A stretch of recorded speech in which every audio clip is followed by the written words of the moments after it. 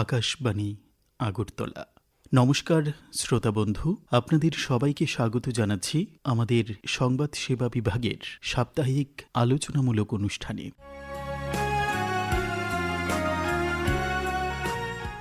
শ্রোতা বন্ধু, চলছে আগস্ট মাস, অর্থাৎ স্বাধীনতার মাস। স্বাধীনতায় বীর বিপ্লবীদের স্মরণ করার মাস।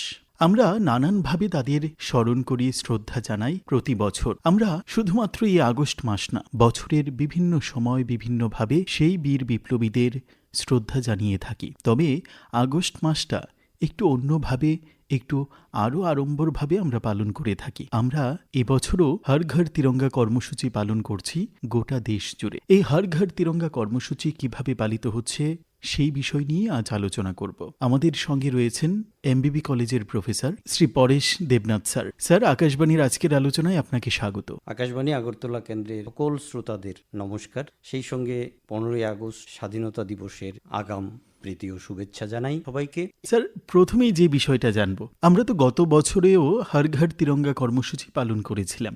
এই বছরেও ভারত সরকার এই উদ্যোগ নিয়েছে, গোটা দেশ জুড়ে 7 দিন ব্যাপী এই কর্মসূচি পালিত হবে, অর্থাৎ হর ঘর তিরঙ্গা কর্মসূচি পালিত হবে। তো বিষয়বস্তুটা সম্পর্কে প্রথমেই যদি ব্যাখ্যা দিয়ে আজকের আলোচনা শুরু করেন। ভারত সরকার 2022 সালে প্রথম একটি বড় কর্মসূচি গ্রহণ করে, সেটা হচ্ছে আজাদী কা অমৃত মহোৎসব। সেই আজাদী কা অমৃত মহোৎসব গ্রহণের মূল প্রেক্ষাপট ছিল ভারতবর্ষের স্বাধীনতা। 190 বছরের ব্রিটিশ শাসনের পর 1947 সালে 15ই আগস্ট দেশ স্বাধীন হয়। দেখতে দেখতে 75 বছর কেটে যায়। 75 বছর পূর্তি উপলক্ষে ভারত সরকার আজাদী কা অমৃত মহোৎসবের মতো একটা বড় কর্মসূচি হাতে নেয়। এই কর্মসূচিরই একটি বিশেষ অঙ্গ হচ্ছে হর ঘর তিরঙ্গা। আমরা যদি বাংলায় বলি তাহলে বলবো ঘর ঘর জাতীয় পতাকা। আমাদের প্রত্যেক ঘরে জাতীয় পতাকা উত্তোলনের মধ্য দিয়ে আমরা স্বাধীনতা দিবস পালন করব। তো এই প্রসঙ্গে প্রথমেই আমি আমাদের জাতীয় পতাকা নিয়ে কিছু বলবো। জাতীয় পতাকা আমাদের গর্ব, জাতীয় পতাকা আমাদের আসল পরিচয়। আমি একটা উদাহরণ দিয়ে বিষয়টাকে আপনাদের সামনে তুলে ধরতে চাই। আপনারা সবাই জানেন 2 বছর হলো রাশিয়া এবং ইউক্রেন যুদ্ধ। সেই রাশিয়া এবং ইউক্রেন যুদ্ধের সময় ইউক্রেনে ভারতবর্ষের হাজার হাজার ছাত্ররা আটকে পড়েছিল যুদ্ধ বিধ্বস্ত এক অগ্নিকুণ্ডের মতো। ভারত সরকার দ্রুত তাদের সেখান থেকে উদ্ধারের চেষ্টা করে এবং রাশিয়া ইউক্রেন দুই দেশের কর্তৃপক্ষের সঙ্গেই কথা বলে তারপর তারা ভারতীয় ছাত্রদের দেশে পাঠানোর ব্যবস্থা করে। আমার বলার বিষয়টা হচ্ছে যে তাদের পরিচয়টা কি হবে। এবং দেখা গেল কি, যখনই ভারতীয় ছাত্ররা সেখান থেকে বেরিয়ে আসছে, তাদের গাড়ির সামনে আমাদের জাতীয় পতাকাটা লাগিয়ে দিচ্ছে। ইউক্রেন বা রাশিয়ার সৈন্যরা যখনই ভারতের জাতীয় পতাকা দিচ্ছে, তখনই সেই গাড়িগুলিকে ছেড়ে দিচ্ছে। জাতীয় পতাকার এই হচ্ছে গর্ব, এই হচ্ছে আমাদের পরিচয় এবং আমাদের অহংকারও বটে, আমাদের অহংকার। এবং এই প্রসঙ্গেই বলি যে সেই সময়ে একটা মজার বিষয় হয়েছিল। পাকিস্তানের কিছু ছাত্ররাও ইউক্রেনে আটকে পড়েছিল, কিন্তু পাকিস্তান সরকার সেটা তাদের ছাত্রদের উদ্ধারের কোনো উদ্যোগ, কোনো প্রচেষ্টা গ্রহণ করতে পারেনি। এবং সেই সময় এই ছাত্ররা কি করলো, কিছু ভারতীয় ছাত্রদের সঙ্গে মিলে তারাও ভারতীয় জাতীয় পতাকা দেখিয়ে দেখিয়ে ইউক্রেন থেকে বেরিয়ে এলো। তারপর সেখান থেকে এসে ভারত সরকারের প্রতি কৃতজ্ঞতা জানায় যে আমাদের দেশ তো পারল না, কিন্তু ভারত সরকারকে আমরা ধন্যবাদ জানাই যে তাদের জন্য আমরা এই যুদ্ধ বিধ্বস্ত ইউক্রেন থেকে বেরিয়ে আসতে পেরেছি। সেই সঙ্গে আরেকটু বলি, আমাদের জাতীয় পতাকা 3 রং বিশিষ্ট, গেরুয়া রং, মাঝে সাদা এবং নিচে সবুজ। এই জাতীয় পতাকার মাঝে একটা চক্র রয়েছে। এটার একটা গুরুত্বপূর্ণ তাৎপর্য আছে। আমাদের উপরের গেরুয়া রঙের তাৎপর্য হচ্ছে ত্যাগ, আমাদের ভারতবর্ষের যে চিরাচরিত ত্যাগের প্রতীক সেটা। মাঝের সাদা অংশে শান্তির প্রতীক, আর নিচের সবুজ অংশ আমাদের শৌর্যের প্রতীক। অশোক চক্র আমাদের শিখায় শৃঙ্খলা, সততা ইত্যাদি। এইভাবে আমাদের জাতীয় পতাকা সমগ্র দেশবাসীর কাছে একটা অহংকার, একটা গর্ব। এই হচ্ছে জাতীয় পতাকা। স্যার, হর ঘর এই তিরঙ্গা কর্মসূচি গত বছরেও আমরা পালন করলাম, এবছরেও করছি। তো এই কর্মসূচি নতুন প্রজন্মকে দেশাত্মবোধ বা জাতীয়তাবোধকে কতটা জাগরুক করবে, কি মনে হয়? নিশ্চয়ই দেশাত্মবোধ জাগ্রত করার কাজে জাতীয় পতাকার একটা বড় ভূমিকা রয়ে গেছে। তো প্রথমে আমাকে এই ক্ষেত্রে বুঝতে হবে যে জাতীয়তাবোধ বা দেশাত্মবোধ কি আসলে। তো আমরা জানি যে জাতীয়তাবোধ হচ্ছে দেশের প্রতি আমার ভালোবাসা, দেশের প্রতি শ্রদ্ধা, দেশের জন্য প্রয়োজনে এবং আমরা দেখতে পাই, একটা উদাহরণ দিয়ে বলি, যে যখন আন্তর্জাতিক মঞ্চে ক্রিকেট খেলা হয়, ফুটবল খেলা হয়, বিশেষ করে ক্রিকেট খেলা হয়, তখন যদি কোনো কারণে ক্রিকেট খেলায় আমার দেশ হারে, সঙ্গে সঙ্গে আমাদের মনটা খারাপ হয়ে যায়। যখন ক্রিকেট খেলায় দেশ জিতে, তখন আমাদের মনটা আনন্দে ভরে ওঠে। এটা কি? এটাই তো জাতীয়তাবোধ।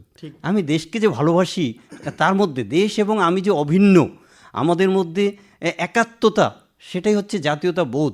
এখন যখনই আমাদের দেশ কোনো আন্তর্জাতিক কৃতিত্ব অর্জন করলো, সেখানে আমার দেশের জাতীয় পতাকা উত্তোলন হলো, সঙ্গে সঙ্গে শুধু নবীন প্রজন্ম নয়, এই দেশের সমস্ত দেশবাসীর বুক গর্বে ভরে ওঠে যে জাতীয় পতাকা, ভারতবর্ষের পতাকার উত্তোলন হয়েছে। তো এই জাতীয় পতাকা এইভাবে সমস্ত আমরা যখন বিভিন্ন অনুষ্ঠানে, বিশেষ করে স্বাধীনতা দিবস, প্রজাতন্ত্র দিবসে জাতীয় পতাকা উত্তোলন করি, তখন এই উত্তোলনের জাতীয় পতাকার এই যে অ্যাক্টিভিটিস, এই যে কার্যাবলীগুলি, সেগুলি সমস্ত নতুন প্রজন্মকে কেন এটা তোলা হচ্ছে, এর গুরুত্ব কি, তার তাৎপর্য কি, ইত্যাদি জানতে সাহায্য করে। আজকের এই যে আমাদের যে প্রোগ্রামে আমরা উপস্থিত হলাম, এখানে যে বিষয় নিয়ে আমরা আলোচনা করছি, যারা শুনবে নিশ্চয়ই জাতীয় পতাকার গুরুত্ব উপলব্ধি করতে পারবে এবং তার মধ্য দিয়ে তাদের মধ্যে নতুন করে একটা প্রেরণা জন্মাবে। এই যে হর ঘর তিরঙ্গা কর্মসূচি, সেই কর্মসূচিতে প্রতিটা বাড়িতে জাতীয় পতাকা উত্তোলন, সেই উত্তোলনের কি নির্দিষ্ট কোনো সময় বা নিয়ম কিছু রয়েছে স্যার? এই প্রসঙ্গে একটা কথা বলি যে 2002 ন্যাশনাল ফ্ল্যাগ কোড, জাতীয় পতাকার যে নির্দিষ্ট নিয়মাবলী 2002-এ প্রথম হয়েছিল, কিন্তু এবং 2021 এবং 22-এ তার কিছু সংশোধনী আনা হয়েছিল। তো 2002 কোড যেটা মূল আমরা ধরে নিই, সেখানে নির্দিষ্ট কোনো টাইম লেখা হয়নি যে এতটা থেকে এতটার মধ্যে জাতীয় পতাকা উত্তোলন করতে হবে, এতটা থেকে এতটার মধ্যে নামাতে হবে। তবে সাধারণত আমরা যে সময়টা বছরের পর বছর ধরে আমাদের চলে আসছে, সেটা হচ্ছে আমরা জেনারেলি 7টা থেকে 8টার মধ্যে কোনো একটা সময়ে পতাকা উত্তোলন করি এবং আগে সূর্যাস্তের পূর্বে সেই পতাকা নামিয়ে নিতে হতো। কিন্তু সেই কোডটার কিছু পরিবর্তন হয়েছে। এখন দেখা যায় যে কেউ যদি ইচ্ছা করেন আগের দিন শেষ রাত্রিতেও পতাকা উত্তোলন করতে পারেন, কিংবা জাতীয় প্রোগ্রাম যেটা হয় আমরা দেখি কোথাও 9:30, কোথাও 8:30। তো এইভাবে মানে যে জাতীয় পতাকার যে নির্দিষ্ট নিয়মাবিধি, সেখানে পার্টিকুলারলি বিশেষ করে কোনো সময় টাইম এরকমভাবে দেওয়া হয়নি। কিন্তু জেনারেলি আমরা কমন পিপুলরা যেটা করি সেটা হচ্ছে 7টা থেকে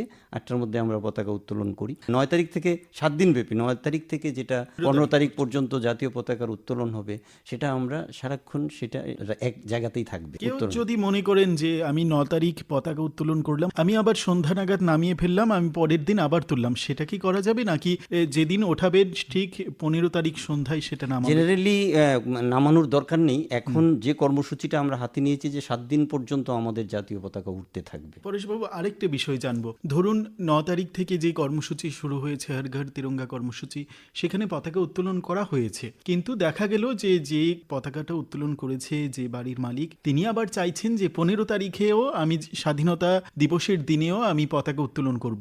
তো ওই পতাকার সঙ্গে আরেকটি পতাকা কি উনি 15 তারিখ ওঠাতে পারেন? এক্ষেত্রে এই সম্পর্কিত এমন কোনো কঠিন নিয়মে বিষয়টা আবদ্ধ না। আসলে যে পতাকাটা উত্তোলন করা আছে 15 তারিখের জন্য বিশেষভাবে আমি আরও একটা পতাকা উত্তোলন করা যেতেই পারে, আমরা যত খুশি তুলতেই পারি এখানে। তো এটার একটা জাস্টিফিকেশন থাকা দরকার, হ্যাঁ, যে শুধু শুধু না, একটা গুরুত্ব থাকা দরকার।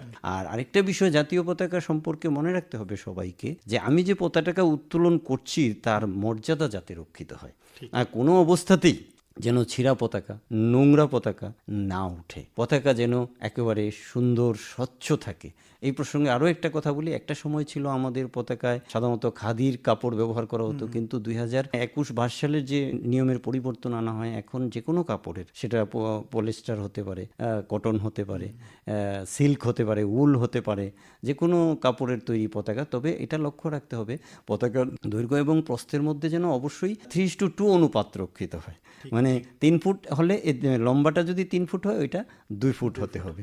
সে একই প্রসঙ্গে আমি আবার বলছি, অনেক সময় আমরা কাগজ দিয়ে পতাকা তৈরি করি, মানে জাতীয় পতাকা তৈরি করা হয় এবং সেটা টাঙানো হয় বিভিন্ন জায়গাতে। তারপর এটা অনেক সময় ছিঁড়ে পড়ে গেল বা এটা গেল, এগুলির দিকে লক্ষ্য রাখতে হবে যে কোথাও যেন জাতীয় পতাকার অবমাননা না হয়। আমরা গত বছরও মেরি মাটি মেরা দেশ কর্মসূচির সঙ্গেই এই কর্মসূচি অর্থাৎ হর ঘর তিরঙ্গা কর্মসূচি পালন করেছিলাম। বিভিন্ন পঞ্চায়েত থেকে মাটি সংগ্রহ করে অমৃত ভাটিকা তৈরি করা হয়েছিল, রাজ্যেও এমন বাগিচা করা হয়েছিল। তো দেশাত্মবোধ, এক ভারত শ্রেষ্ঠ ভারতের মন্ত্রকে মজবুত করতে এই উদ্যোগগুলি কতটা গুরুত্বপূর্ণ ভূমিকা পালন করছে, কি মনে হয় আপনার? একদম ঠিক, যে এই কর্মসূচির মধ্য দিয়ে দেশাত্মবোধ জাগ্রত করার যে বিষয়টা, সেটা একেবারে শহর থেকে, ভারতবর্ষের রাজধানী দিল্লি থেকে শুরু করে ভারতবর্ষের প্রত্যেকটা রাজ্যে, প্রত্যেক প্রত্যেকটা গ্রামে পৌঁছে গেছে। ঠিক। এই যে কর্মসূচি, যে একটা নির্দিষ্ট জায়গায় আমি দিল্লিতে এটা জাতীয় পতাকা উত্তোলন করলাম বা দিল্লিতে এটা কর্মসূচি পালন করলাম আর সেটা প্রচার করলাম, এটা থিওরিটিক্যাল হয়ে যায়, তাত্ত্বিক হয়ে যায়। কিন্তু যখন একেবারে একই কাজ এই অমৃত মহোৎসবকে কেন্দ্র করে যে সারা দেশ থেকে মাটি সংগ্রহ করতে হবে, দেশের প্রত্যেকটা গ্রাম থেকে মাটি সংগ্রহ করতে হবে, তাহলে কোনো একটা গ্রামের মাটি কারা সংগ্রহ করলো? সেখানকার স্থানীয় লোকরা। তাহলে কর্মসূচিটাকে একেবারে বাস্তবিক করে তোলা হলো, প্র্যাকটিক্যাল করে নেওয়া হলো। এই বাস্তবিক কর্মসূচির মধ্য দিয়ে প্রত্যেকটা গ্রামের মানুষের অংশগ্রহণ হলো এটা দিয়ে। তো আমি কেন করছি? যে লোকটা মাটি সংগ্রহ করতে গেছেন বা যাদের সঙ্গে গেছেন, আমি কেন গেছি? নিশ্চয়ই না বুঝে তো কেউ যাবে না। যে এই জন্য যে এই মাটি সংগ্রহ করে আমরা দিল্লিতে পাঠাবো, সেখানে একটা অমৃত বাটিকা তৈরি করা হবে। সেই বাটিকা কিসের চিহ্ন? সেটা হচ্ছে আমাদের দেশের স্বাধীনতার অমৃত মহোৎসবের একটা অঙ্গ, এবং তার মধ্য দিয়ে আমাদের দেশের গর্ব, আমাদের দেশের জাতীয়তাবোধ, আমাদের স্বাধীনতার বীর বিপ্লবীদের স্মরণ করা, এবং তাদের প্রতি শ্রদ্ধা জানানো, এই কাজটা করলাম। এটা যখন সবাই বুঝলো, স্বাভাবিক কারণেই তার মধ্যে একটা নতুন জাতীয়তা বোধ জাগ্রত হবে।